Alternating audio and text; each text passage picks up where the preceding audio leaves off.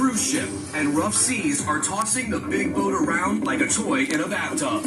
Ocean storms or large waves fueled by heavy winds are enough to make a cruise liner list to the side.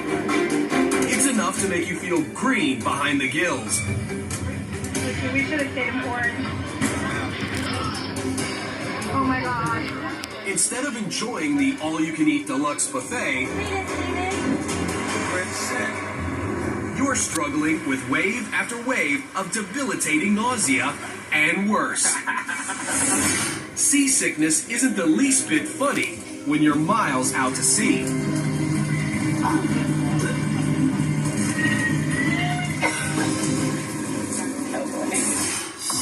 So what would you do if it struck you? Should you A. Prevent the heave-ho by heading to the top deck to get your bearings? B. Eat simple, bland foods like crackers and drink plenty of water? Or C. Avoid looking at the water at all costs? Before you spend your entire vacation in the bathroom, maybe you should learn more about this sickly state. Cruise ships can absolutely still be affected by rough seas. Even though they're really large, they have these stabilizers. They tend to go in places where the seas are not that rough. They are still going to move no matter how big they are, and you are still going to feel it.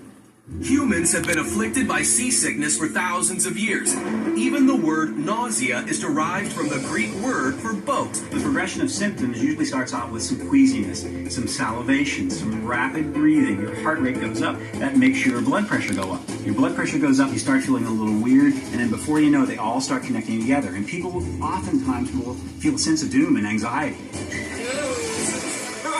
Trying to walk the ship, and we look like a couple of drunken sailors.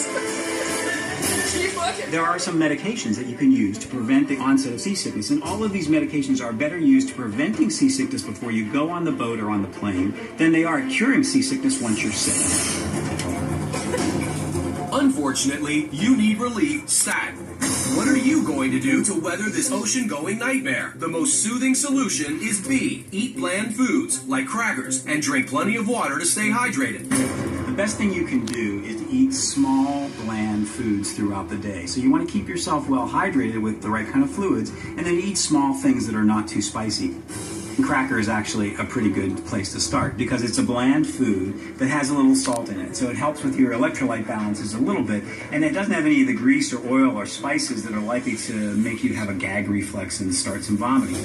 When it comes to finding a spot on the boat that will improve how you feel, unfortunately, nowhere is perfect.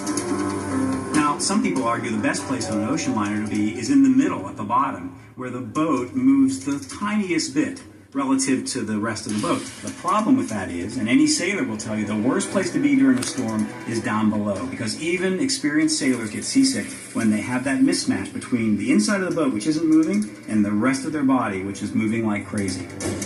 As for not looking at the water, surprisingly, staring out at the horizon may actually help. Fix on the horizon, something that's not moving, and then your body can kind of reach equilibrium.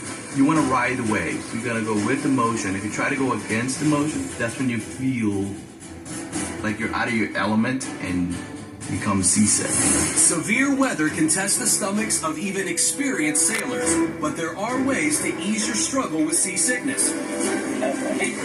Eat crackers or other simple foods, and stare at the horizon to help your equilibrium.